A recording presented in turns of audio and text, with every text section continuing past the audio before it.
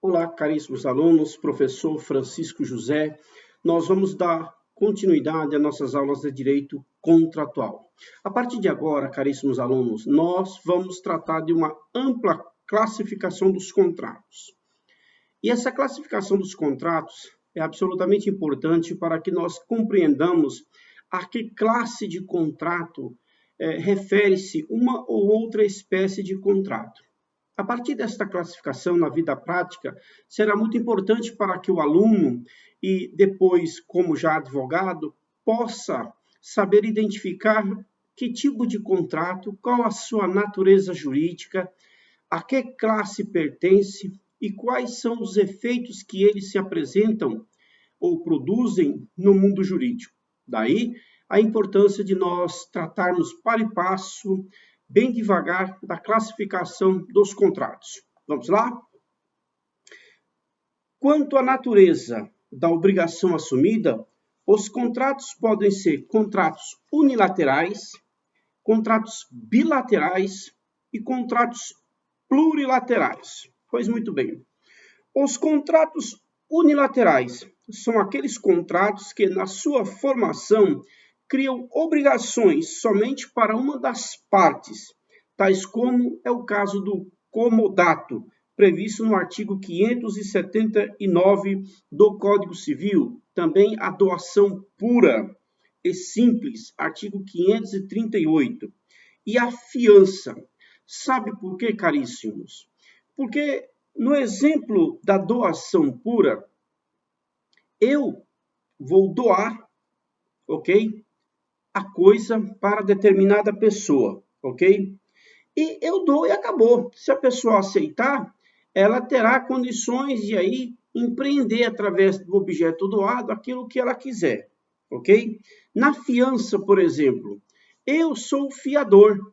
Então, na medida em que eu empresto o meu nome, ou o meu dinheiro, uma carta de crédito, num outro contrato, para garantir a execução desse contrato, eu assumo obrigações. Aquele que recebeu a fiança, ele não se obriga, mas sim aquela pessoa que deu a fiança. Por quê? Porque a partir do momento em que ele conceder a fiança, por exemplo, a um locatário para a hipótese de não pagamento dos aluguéis, o fiador assume a obrigação de pagar as prestações mensais de aluguel.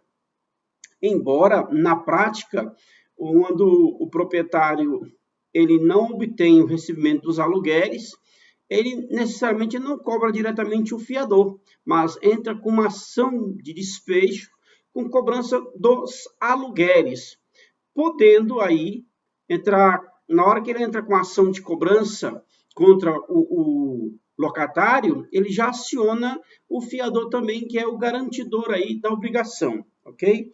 Esses, portanto, são exemplos de contratos unilaterais. Contratos bilaterais. Contratos bilaterais são contratos que geram obrigações para ambas as partes. São chamadas obrigações recíprocas, né? Então, esses contratos bilaterais possuem duas ou mais partes na relação jurídica contratual.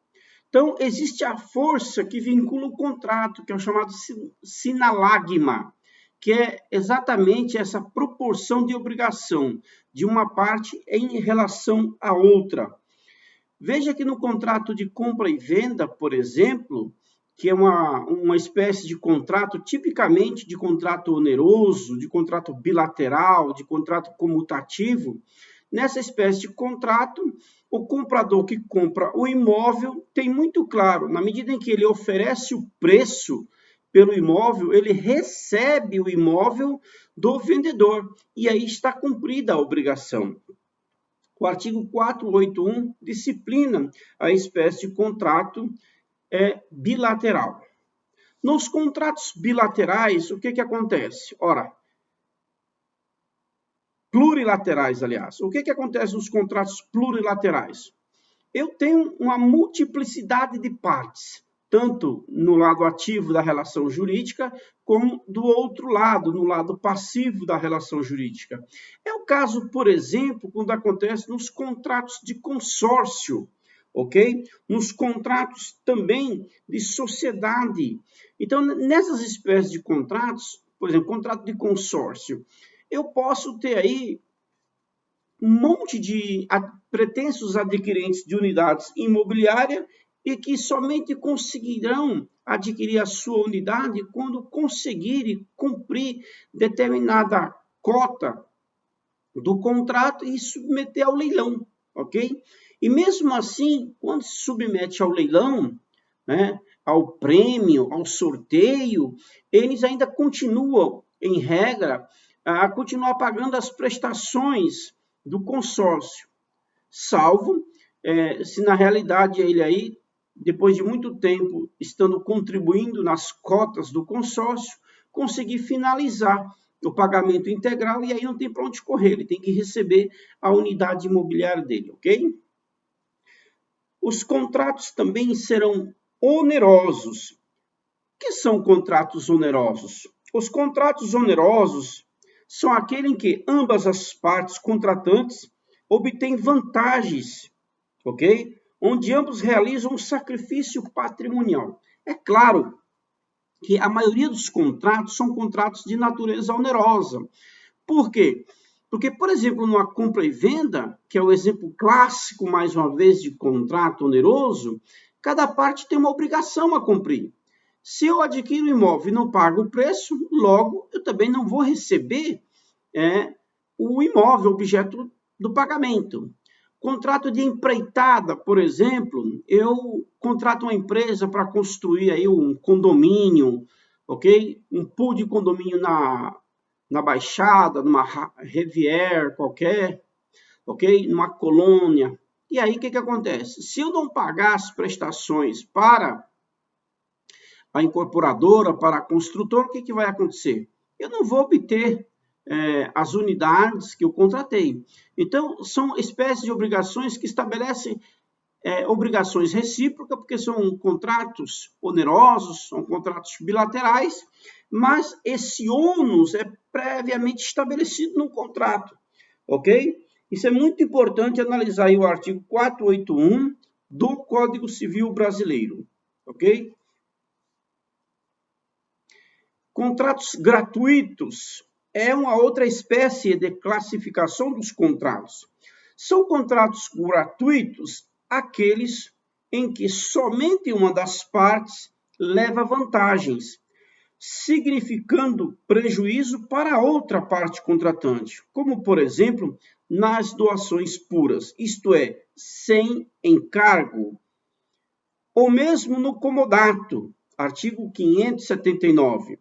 Mesmo que haja imposição de encargos, não deixa de ser este contrato um contrato gratuito. Outra espécie de classificação dos contratos são os contratos comutativos. Alunos, não percam o foco. Contratos comutativos. Os contratos comutativos são aqueles que envolvem prestações certas e determinadas para ambas as partes, que já sabem de antemão quais as vantagens e os riscos que envolve o negócio. Quer dizer, há uma equivalência das prestações assumidas por ambas as partes, e os riscos são aqueles inerentes a qualquer negócio jurídico. Veja, caríssimo, os contratos comutativos são os contratos, geralmente, com mais de duas partes na relação jurídica contratual, são contratos onerosos, porque estabelecem obrigações recíprocas e, portanto, são da espécie de natureza desse contrato, por exemplo, o contrato de compra e venda. É um exemplo típico. Por quê? Porque cada contratante já sabe de antemão o que lhe cabe na relação jurídica contratual, ok? O vendedor irá vender a coisa e o comprador pagará o preço, ok? E receberá a coisa por aquilo que pagou. Então, o contrato de compra e venda é um contrato bilateral, não se esqueça, é um contrato oneroso e é um contrato comutativo. Olha só, contrato de compra e venda oneroso, ok? Plurilateral, oneroso, prestações recíprocas, bilateral mais de uma parte na relação jurídica e comutativo, porque estabelece equivalência de prestações de uma parte em relação à outra, ok? Contratos de natureza aleatório ou os contratos aleatórios são os contratos em que, pelo menos, uma das partes não pode antever as vantagens que receberá em troca da contraprestação oferecida. Diferentemente do comutativo, identifica-se o contrato aleatório pela incerteza para uma das partes, ou para ambas, que ficam a depender de um evento futuro e imprevisível. Veja bem, meus amigos, é próprio dos contratos aleatórios a presença de uma condição suspensiva. Quando os senhores aprenderam lá, em Direito Civil 2, aprenderam sobre as condições suspensivas. Condição é a cláusula que subordina o efeito do negócio jurídico a evento futuro e incerto. Então, veja bem, nos contratos aleatórios, às vezes as duas partes não sabem qual será o resultado. Por quê? Porque há uma condição pendente que precisa ser verificada. Quando a condição for adimplida ou verificada, ok? Saberá-se qual será o resultado da obrigação. Então, a alha é o elemento da incerteza. Veja-se, por exemplo, no contrato de seguro, está aí uma questão incerta, porque ninguém nem sabe se, de repente, no caso do automóvel, se o carro vai abarroar, no caso da casa, se o vento vai derrubar, ou se a casa vai pegar fogo. Então, há uma dependência do elemento, que é o elemento da incerteza, ok? Verificando-se a incerteza, cumprirá-se-á a cláusula da ineficácia. O contrato só se torna feito quando se verificar a área, ou seja, quando o contrato no seguro, o carro for roubado, pegar fogo, na casa segurada quando esta cair, foi inundada e assim por diante. Então, o contrato aleatório, ele estipula que somente haverá eficácia desse contrato no aspecto do cumprimento do prêmio quando ocorrer o evento que a priori é incerto, mas é possível de que ele aconteça. É interessante aqui, ó, mais uma espécie de classificação dos contratos. Contratos quanto à forma pela qual se aperfeiçoam. Contratos consensuais. São aqueles contratos que, para o seu aperfeiçoamento, dependem somente do consentimento das partes, isto é, do encontro de vontade. Tem um imóvel para vender. O comprador oferece o preço e o vendedor oferece a coisa. Houve o encontro de consentimento. Houve o encontro de consentimento, portanto, fechou o negócio. Fechado o negócio, o contrato está resolvido. Beleza? Vamos lá. Contratos reais são aqueles contratos que, além do consentimento, necessitam da entrega da coisa para seu aperfeiçoamento. Não basta apenas a manifestação da vontade de A em relação a B, ok? Terá que haver a tradição da coisa, como forma de aperfeiçoamento do contrato. São exemplos de contratos reais. O contrato de mútua, que está lá no artigo 586 estabelece, o contrato de depósito e o penhor tradicional, artigo 1431 do Código Civil. Seguindo à frente, nessa classificação dos contratos quanto à forma pela qual se aperfeiçoa, os contratos são também solenes e formais. Contratos solenes ou formais são os contratos em que a lei, determina uma forma pela qual eles se aperfeiçoam, tais como os contratos translativos de imóveis, em que a lei exige sejam realizados por escritura pública. Ora, então, senhores, o que é um contrato solene? É um contrato que exige a solenidade, ou seja, a formalidade. Para essas espécies de contrato, a norma jurídica exige condições especiais, porque, em regra, a forma do contrato é livre, salvo estas questões especiais. Na compra e venda por excelência, eu compro o imóvel, lavro a escritura no tabelião, depois levo essa escritura a registro perante o cartório de registro de imóveis. Somente o registro de imóveis garante ao adquirente a condição de proprietário, como estabelece a norma civil. O efeito do registro do contrato de compra e venda é garantir a segurança jurídica para aquele que comprou. Ao comprar, deve imediatamente lavrar a escritura. Lavrou a escritura, leve em seguida a registro. Por quê, professor? Porque se o vendedor for do mal, ele pode vender para B, C e D.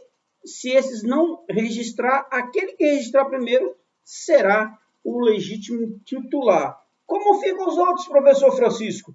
Os outros que compraram, que não lavraram a escritura e não fizeram a verbação da escritura, terão que entrar com ação de responsabilidade civil para reaver o preço do que pagou. É duro, mas é verdade, tá? A outra espécie de contratos também são os contratos não solenes ou não formais. São assim chamados todos os contratos em que a lei não impuser uma determinada forma. Tenha-se em mente que o formalismo é a exceção, como eu acabei de falar. Ok? Que somente deve prevalecer se houver expressa previsão da lei, porquanto a regra é a forma livre. Olha que bacana, artigo 107 do Código Civil. 107 está lá na parte geral do Código Civil. Então, meus amigos, dito isso, eu peço agora o fôlego para vocês e fiquem atentos para a nossa próxima aula, quando continuaremos a falar da classificação dos contratos. Até mais.